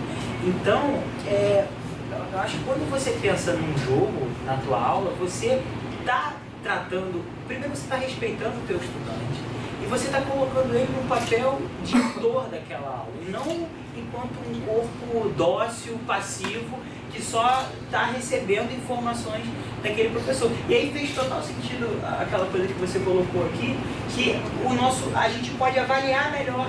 Porque é óbvio que a gente pode avaliar melhor, porque o nosso estudante ocupa um lugar diferente daquele que só está sentado durante um trimestre inteiro, que muitas vezes, de forma errada, o professor só vai olhar para aquele estudante no momento que ele vai pegar a prova para corrigir. Quando você proporciona o momento do jogo, né, o corpo fala, ele vai ter que levantar, ele vai ter que falar, ele vai ter. Então, isso é até uma quebra total na rotina monótona que a escola normalmente tem, né? Então é muito potente nesse sentido. E essa questão de eles se apropriarem do exercício da prática, né? Sim. É o que você falou, eles deixam de ser meros receptores de conteúdo e passam a produzir seu próprio conteúdo. Vocês têm produzido o jogo, né? Como você Já é outro patamar. E teoricamente, quando você utiliza uma avaliação, é para identificar se eles aprenderam, se tem algum problema, e se tivesse, né, que muitas vezes tem, a gente deveria trabalhar aqui continuamente. Alguém que faz isso? Tipo, eu avaliei, e o aluno aprendeu, caramba, um pouco mais baixo. E vai ter que recuperar no próximo semestre, vai ter que estudar mais. É muito difícil, tanto por questão de tempo, de planejamento, de a gente conseguir voltar com o conteúdo. De cultura escolar. De cultura. E a gente sempre tenta transferir a responsabilidade para o outro. Então, a culpa do aluno que não estudou não é minha como professor que, de repente, não pensei numa outra estratégia. É claro, gente, que a gente não deve se culpar por tudo e se atormentar, não. Mas, assim, a gente também tem que pensar na nossa responsabilidade como professor. Então, quando a gente está jogando, essa participação, né, do estudante, ela permite que a gente identifique coisas que talvez a gente não tenha percebido ainda. E isso vale para o jogo, mas vale para qualquer metodologia ativa onde o aluno participa. Então, assim, é desafiador você colocar o aluno como protagonista, porque quando você começa a fazer isso, ele se torna um aluno muito mais crítico. E aí você está construindo algo assim, você está construindo uma pessoa que ela vai ser muito mais crítica com o que ela vai receber, inclusive da sua própria aula. Você vai ter que trabalhar muito para que você atenda a expectativa daquele estudante. Mas, assim, é recompensador, né? É muito bom você ver esse estudante crescendo. Isso que você falou deles se tornarem mais críticos, não dá palavra para você. Assim, fica muito evidente. as minhas turmas, elas passam, tirando botando unidade de lado, elas passam a ser as turmas mais críticas da escola, elas passam a inquirir mais a coordenação e vão correr atrás. Porque é isso, se eu me coloco no papel que eles podem me avaliar e me criticar, eles ganham uma autonomia e falam, não, peraí, a escola não é perfeita e a gente está sendo lesado por direito e tal, só a gente vai correr atrás do nosso direito. Então eles ganham em outros departamentos que ganham na sociedade. Eu queria primeiro agradecer, assim, fantástico, e é muito legal ouvir o professor contando o que aconteceu na sala de aula com os jogos. Realmente você não tem essa visão, você tem, eu fiz um jogo assim, e faz um relato estatístico, você vê em lugar científico. Então, obrigado pelo relato, que é mais legal. Então, eu queria fazer um comentário também. Eu dou curso de fazer jogos, e a minha regra é não pode fazer trivia, não pode fazer corrida. Porque senão a pessoa imediatamente cai, né, no trivia e no corrida, e você está num curso de fazer jogos. Para fazer trivia e corrida, gente, você não precisa fazer um curso de fazer jogos. Tá? Então você vai usar as mecânicas, tem que usar as mecânicas que você vai aprender jogando. Mas tenha cuidado, que eu queria chamar a atenção, é o seguinte, as mecânicas passam uma mensagem. Então, quando você faz o jogo, você pode passar toda a mensagem só na mecânica. Claro, precisa um pouquinho mais de tempo, né? Mas tomar cuidado para não escolher uma mecânica que está dizendo o contrário do que você quer passar também. Ao mesmo tempo que elas passam a mensagem que você quer, elas passam a mensagem que você pode não querer passar. E eu tenho um exemplo do jogo. A gente, saindo desses campos, a gente decidiu, vamos fazer um jogo para mostrar que corrupção é ruim para a sociedade? E as pessoas jogando viravam corruptas. Porque a gente foi real, o corrupto. E elas ganhavam. Ganhavam, porque o corrupto ganha. A chance de ser pego, né, não é meio assim, é da sociedade também. Entendeu? Então o corrupto podia, sei lá, fugir do país com o dinheiro antes de ser pego. As mecânicas que a gente foi gerando meio realistas foram ruins. Deu ideia, né? Caramba, é muito mais negócio eu roubar. Né? Eu menti, porque as mecânicas estavam lá e faziam sucesso. Então cuidado. Então, outro comentário que eu queria fazer, que talvez não tenha ficado percebido, mas você está falando de adulto, você está falando de adolescente, adolescentes e adultos. E você coloca os jogos. Eu vou contar a história real. Então. Eu cheguei em casa e falei, poxa, eu botei Kahoots na minha turma, todo mundo tem 30 anos para cima, tem MBA, a turma adorou. Aí minha filha, eu usava Kahoot no colégio. Aquela ferramenta que você põe na internet, que você soubesse. Então, as mesmas coisas que ele faz com criança, funciona com adulto e é surpreendente como você acorda o adulto, né? Eu estava falando como o adulto acorda. Então, chamar a atenção que isso é para adulto. Brincar, gente.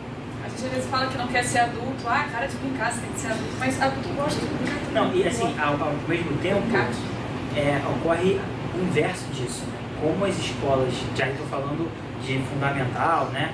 Elas investem num processo de tornar a criança adulto. Gente, vocês já viram então, assim, é a negação do direito de brincar.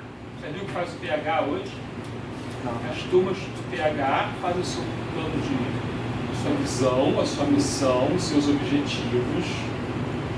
E ao invés de você chegar lá, se você vai fazer uma apresentação, a turma sempre vai dizer, vem cá, eu vou apresentar a minha turma, a nossa missão é essa, a minha visão é essa, são pequenos executivos. E é a visão do colégio, do sistema de ensino. Mas você estava propaganda, inclusive, né? Nem sei, mas quando me contaram isso, foi um dia eu fiquei quase na cadeira. De um militar com uma arma na mão. O professor pensa que a nossa arma são os livros, uma arma de fogo mesmo.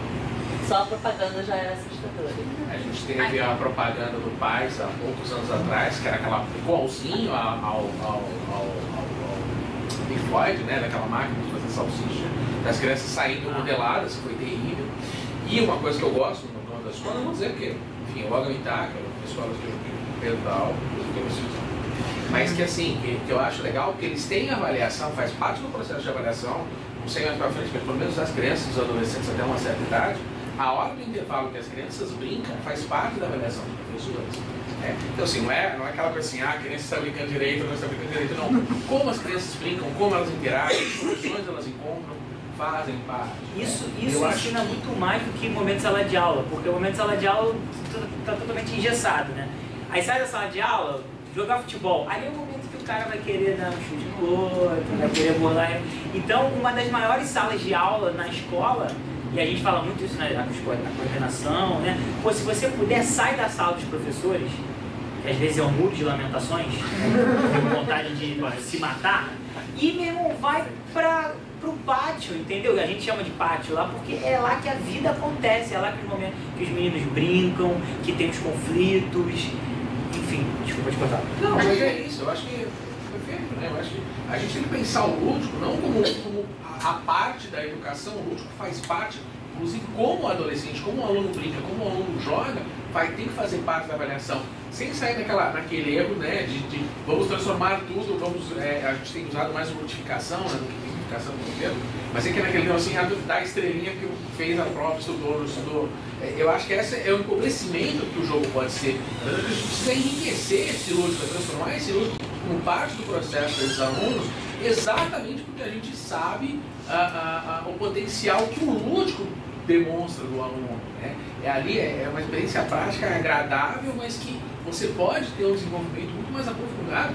Tem 3 exemplos e a gente conhece outros aí. Isso é uma coisa assim, cuidado que a gente tem que ter como educador, e vale para o jogo, vale para o lúdico, vale para tudo na vida, que é não avaliar aquilo que você não ensinou. Então, por exemplo, a gente acaba falando mal, você está falando do jogo de trilha porque é muito simples. Se você vai construir um jogo que no curto tempo ele é super válido, né? Não é condenado. Mas ali no caso era um curso de jogos e tinha que ser feito. No caso dos meus alunos, eles não conhecem outros jogos, eles não tinham tempo para apresentar. Aí imagina se eu imagina que eu nunca joguei com meus alunos. Aí eu pego um jogo super complexo, uma mecânica bem difícil, porque não sei se aconteceu com vocês, eu sou só a pessoa mais idiota do mundo, mas teve jogo que eu só fui entender de verdade toda a mecânica do jogo quando o jogo acabou. Aí acontece que eu criei toda uma estratégia, é aquele jogo, alguma coisa de Tigre, agora de Tigre, não é que eu fui corrupta, porque na minha carta que eu tinha ganhado, eu achei que eu fosse eliminar a corrupção, mas eu não eliminava a minha corrupção, eu eliminava do jogo. Cada corrupção que eu pegava valia menos não sei quanto, multiplicado por não sei quanto. Eu sei que eu terminei assim com menos 60 e poucos pontos. Aí eu falei, gente, mas eu tinha entendido tudo errado. Então imagina se eu tivesse sido avaliada de estratégia do jogo, sem nunca ter jogado aquilo ali com uma mecânica complexa. Então assim, se eu quero avaliar o aluno no jogo, ele precisa entender como o jogo funciona. Se eu não tenho tempo para fazer isso, faça uma mecânica simples. Um jogo de cartas, um jogo de trilha, que seja, mas que não comprometa o aluno pelo fato dele não entender a complexidade da mecânica do jogo. Porque não é tão trivial assim, né? A gente tem mecânicas que teve gente que nunca experimentou na vida. É porque a gente é muito apaixonado por jogos, não sei se vocês também, mas eu converso sobre os jogos com motoristas de Uber, às vezes. E quando a gente fala com outras pessoas que não estão inseridas no mundo dos jogos, a gente fala sobre o jogo, na cabeça de todo mundo imagem, ação, banco imobiliário, então são mecânicas muito clássicas, com War. E aí você vem com uma coisa que não tem nada a ver com aquilo, a pessoa nunca jogou, não é culpa dela. Por outro lado, a gente tem que mostrar que é para todo mundo. Tem uma menina que ela faz o doutorado lá também na IBS com Fiocruz, uma criança pediu um brinquedo. Acho que era algum tempo vago, os problemas que eles têm na escola pública, e ela deu um jogo de xadrez. E a criança falou assim, não, mas esse jogo é para rico, eu não sei jogar. Então o jogo de xadrez estava na escola, a criança não tinha o que fazer, queria jogar, mas ela jogou que aquele jogo não era para ela. Então se alguém em algum momento apresentasse para ela, de repente ela já saberia jogar e ela não entenderia daquela forma. Então o jogo pode ser democrático, mas invista tempo no seu aluno e não cobre dele algo que você não mostrou. Então mostre as possibilidades, mas seja coerente com as cobranças. E a gente fala mal de trilha, por assim dizer, porque a maior parte das pessoas gostam de jogos, alguns jogos mais complexos, mas a ideia é justamente essa. Há momentos que o jogo de trilha é perfeito. E há idades também que não pode passar de certa coisa. Sim, e assim, a Carol teve uma situação de uma aluna, foi você, Carol, que teve uma aluna que usou... Tipo perfil. Usou o perfil e foi lindo o trabalho que você demonstrou. Então assim, você quiser falar um pouco, enfim, mas Porque acho que vem do nosso... Eu tinha um maior preconceito com jogos, assim. Primeiro, na verdade, não era nem jogo de trilha, eu uso perfil, mas era com um jogo que era para revisão, fixação do conteúdo, né? Eu sempre achava muito mais bacana você fazer um jogo que o cara vai aprender jogando. E aí a monitora falou que queria fazer um tipo de jogo, eu falei, não, esquece isso, vamos fazer um jogo diferente, vamos fazer um jogo para o pessoal aprender. E assim, ela insistiu, que foi ótimo. E aí eu falei, vamos embora, vamos fazer. E foi uma experiência muito rica, porque o que os alunos aprenderam jogando um jogo que era para ser só de revisão, terminaram muito. Foi um momento assim de discutir conceitos e tal. E aí eu falei, poxa, como a gente é preconceituoso, como a gente tem que estar aberto a situações diferentes. E eu acho que a gente tem que tomar cuidado, na verdade, não são com jogos simples, eu acho que é momentos para eles. É o que é e o que não é jogo, principalmente. Porque assim, sinceramente, o psicólogo botar estrelinha não é jogo. Botar estrelinha é ensinar ratinho a baixar coisinha para tomar água na caixinha do esquina. Isso não é gamificação, isso é outra coisa. Isso é banalização, isso é outra coisa. Gamificação tem todo um processo, existe uma complexidade maior nisso. Mesmo o jogo de trilha, o que eu estava falando, ele usou o jogo de trilha, ele usou isso de introdução, ele usou bem isso, teve um resultado positivo, enfim. Eu acho que a gente fala mal porque a gente é gamer, a gente é chato, mas não é uma chatice só, né? Porque a gente sabe como a gente vai jogando e você vai tendo mecânicas mais complexas. Mas isso entra no universo de possibilidades do próprio professor. Isso, eu falei, joga e experimente. Se você não fizer o simples, se você não fizer a trilha, você não vai se sentir confortável de depois fazer alguma coisa um pouquinho mais difícil. Por exemplo, assim, pessoalmente, um grande referencial de jogos é o Pedro, que eu tenho. Eu também. Então, assim, a quantidade de jogos que eu já vi e já joguei com o Pedro, então, assim, eu tenho noção da mecânica. Mas eu não tenho tanta noção daquela mecânica para conduzir um jogo com a minha turma. Entende? Então, assim, pode ser um tiro no pé. É o que eu estava fazendo, né? Se eu não domino aquela mecânica e eu invisto naquela mecânica só porque é uma coisa que sai do tradicional, mas se eu não domino aquilo, cara, não vai rolar, entendeu? Não vai rolar. Então, é sempre estar muito atento, assim, o que você quer com o jogo, né? Tá ligado qual é o teu público, né? Conhecer minimamente o teu público, para ver se faz sentido trabalhar aquele jogo, com aquela mecânica, com aquela regra, naquele momento. Se o objetivo não estiver claro, vira recreação. Então, assim, todos os filmes que eu assisti na escola, ou 99% deles, eu não sei por que eu assisti. Porque o professor passava o filme que pra ele talvez tivesse alguma clareza, ou ele só queria cumprir mesmo, tapar buraco, não sei qual era o propósito. Passava o filme, terminava o filme, já acabou o tempo da aula, porque era um filme muito longo. Foi pra casa. E aí, o que eu entendi do filme? Pra que foi o filme? Mas isso é muito louco. Minha filha e meu filho assistiram o mesmo filme com o mesmo professor. Minha filha falou isso pra mim e meu filho, não, é fantástico, a matéria toda tá ali. Mas não é subjetivo. Não, mas é subjetivo, mas é o que ele tá falando. É o ponto, você tem que olhar para aquela turma.